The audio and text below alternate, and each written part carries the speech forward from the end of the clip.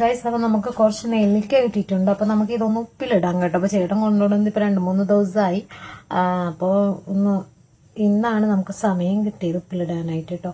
അപ്പോ എന്താ പറയാ, മീഡിയം സൈസാണ്, ഒത്തിരി അങ്ങോട്ട് വലുതല്ല, ഒരു മീഡിയം സൈസാണ് നെല്ലിക്ക. അപ്പൊ നമുക്കിതൊന്ന് ഉപ്പിലിട്ട് വയ്ക്കാം കേട്ടോ. ഇവിടെ വെള്ളം തിളപ്പിക്കാൻ വെക്കുന്നുണ്ട് ഒരു ചെറിയ സ്റ്റീൽ പാത്രത്തിൽ, കാരണം കുറച്ച് നെല്ലിക്കല്ലേ ഉള്ളൂ. അപ്പൊ ഞാനൊരു ചെറിയൊരു പാത്രത്തിൽ വെള്ളം തിളപ്പിക്കാനായിട്ട് വയ്ക്കാണ്.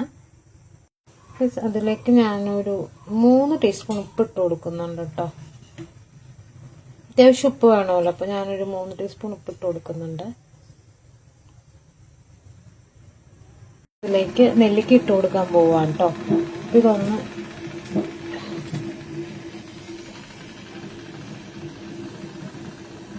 ഗൈസ്, നമുക്ക് ഈ നെല്ലിക്കയിലൊക്കെ നല്ലോണം ഉപ്പും പുളിയും എരിവൊക്കെ പിടിക്കാനായിട്ട് നമ്മൾ ഓരോ നെല്ലിക്കയിൽ ഇതുപോലെ ഹോളിട്ട് കൊടുക്കണം കേട്ടോ.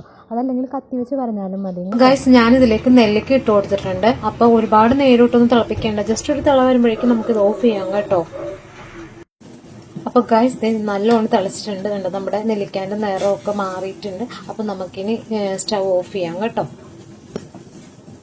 ഞാൻ ഇതിലേക്ക് ഇടാനുള്ള ഇൻഗ്രീഡിയൻസ് എടുത്ത് വെച്ചിട്ടുണ്ട്. പച്ചമുളക്, ഇഞ്ചി കേട്ടോ. അപ്പൊ ഇഞ്ചി ഒരു കുറച്ചധികം ഉണ്ട്. പിന്നെ പച്ചമുളക് ഒരു 4 പീസാണ്.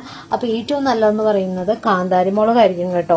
കാന്താരി മുളകാണ് ഏറ്റവും ഉപ്പിലിടാൻ ഏറ്റവും ബെറ്റർ. പക്ഷെ എന്റെ കയ്യിൽ ഇപ്പോൾ അത് അവൈലബിൾ അല്ല, അതുകൊണ്ടാണ് ഞാൻ ഈ പച്ചമുളക് എടുത്തിരിക്കുന്നത് കേട്ടോ. അപ്പൊ നമ്മൾ കടയിൽ നിന്നൊക്കെ വാങ്ങിക്കുന്ന പോലത്തെ ഉപ്പിലിട്ട നെല്ലിക്ക ഉണ്ടല്ലോ, ഒരു പ്രത്യേക ടേസ്റ്റ് അല്ലേ കടയിൽ നിന്നൊക്കെ വാങ്ങിക്കുമ്പോൾ. അപ്പൊ അതുപോലത്തെ ഒരു ടേസ്റ്റ് ആയിട്ടുള്ള ഉപ്പിലിട്ട നെല്ലിക്കേന്റെ റെസിപ്പിയാണ് കേട്ടോ ഞാൻ ചെയ്യുന്നത്. അപ്പൊ ഗൈസ്, ഇതുപോലെ ഒരു ലൈറ്റ് കളർ ആവണം കേട്ടോ. അപ്പൊ ഒരുപാട് സമയം ഒന്നിട്ട് ആരും തിളപ്പിക്കേണ്ട, ജസ്റ്റ് ഒരു തിള വരുമ്പോഴേക്കും ഓഫ് ചെയ്യാം. പിന്നെ ബാക്കി ഇതിനകത്ത് ഇരുന്ന് ആയിക്കോളുമല്ലോ. അപ്പൊ ഇനി നമുക്കിത് തണുത്തതിന് ശേഷം വേണം പച്ചമുളകും ഇഞ്ചിയൊക്കെ ഇടാനായിട്ട്. പിന്നെ നമ്മൾ കടയിൽ നിന്ന് വാങ്ങിക്കുമ്പോൾ ഉപ്പിലിട്ട നെല്ലിക്കൊക്കെ ഒരു പ്രത്യേക ടേസ്റ്റില്ലേ, അതിനായിട്ടൊരു സ്പെഷ്യൽ കൂട്ടും കൂടെ ഉണ്ട്. അതെന്താണെന്ന് കാണിക്കാം കേട്ടോ. ഇവിടെ ഒരു കുപ്പി എടുത്തു വെച്ചിട്ടുണ്ട്. ഇത് നന്നായിട്ട് കഴുകി തുടച്ച് വെച്ചേക്കാണ് കേട്ടോ. അപ്പൊ നമ്മള് എന്താ പറയാ, നല്ലോണം ഉണങ്ങിയ കുപ്പിയിൽ വേണം നമ്മൾ ഈ നെല്ലിക്ക ഇട്ട് വെക്കാൻ കേട്ടോ. അപ്പൊ ഞാൻ അത്യാവശ്യം വലിയൊരു കുപ്പിയാണ് കേട്ടോ. അപ്പൊ നമുക്ക് നെല്ലിക്ക കുറച്ചേ ഉള്ളൂ. അപ്പൊ നമുക്ക് അത്യാവശ്യം വലിയ സൈസ് കുപ്പിയാണ്. നല്ലോണം കഴുകി ഉണക്കി വെച്ചേക്കാണ്. അപ്പൊ എല്ലാവരും അത് പ്രത്യേകം ശ്രദ്ധിക്കാം. നമ്മൾ ചെയ്യുമ്പോൾ എന്തായാലും നല്ല വൃത്തിക്ക് കഴുകി ഉണക്കി വെച്ചിരിക്കുന്ന കുപ്പിയിൽ വേണം ഇടാനായിട്ട് കേട്ടോ. നമ്മുടെ നെല്ലിക്കയൊക്കെ തണുത്ത് ആ വെള്ളമൊക്കെ തണുത്തതിന് ശേഷം ഞാൻ കുപ്പിയിലാക്കിയൊക്കെയാണ്. ഇനി ഞാൻ ഇതിലേക്ക് പച്ചമുളകും ഇഞ്ചിയൊക്കെ ഇട്ട് കൊടുക്കാൻ പോകണ്ട. അപ്പൊ എല്ലാവരും ആ ചൂടോടുകൂടി തന്നെ ഒന്നും ഇടരുത്, തണുത്തതിന് ശേഷം മാത്രമേ ഇതൊക്കെ ഇടാൻ പാടുള്ളൂ കേട്ടോ. ഇനി ഞാൻ പറഞ്ഞായിരുന്നില്ല, ഇതിലേക്ക് ഒരു സ്പെഷ്യൽ ഇൻഗ്രീഡിയൻസും കൂടെ ചേർക്കുന്നുണ്ട്. അതെന്താന്ന് വെച്ചാല് അത് വിനാഗിരിയാണ് കേട്ടോ. ഈ വിനാഗിരിയാണ് നമ്മൾ കടയിൽ നിന്ന് വാങ്ങിക്കുമ്പോൾ നമുക്കൊരു പുളിപ്പൊക്കെ കിട്ടുന്നതെന്ന് ഞാൻ പറഞ്ഞില്ലേ.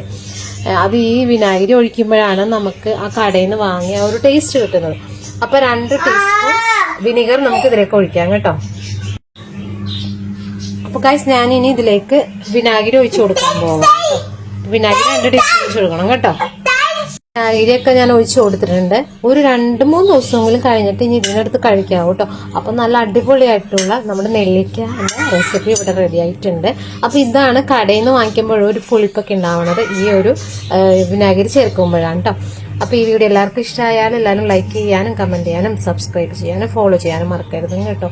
അപ്പൊ എല്ലാവരും ഇതുപോലെയൊക്കെ ഒന്ന് വീട്ടിൽ ട്രൈ ചെയ്ത് നോക്കണം കേട്ടോ. അപ്പൊ അത്രയും നല്ല ആയിട്ടുള്ള നെല്ലിക്കയാണ്. അടുത്ത വീഡിയോ കാണാം. ബൈ.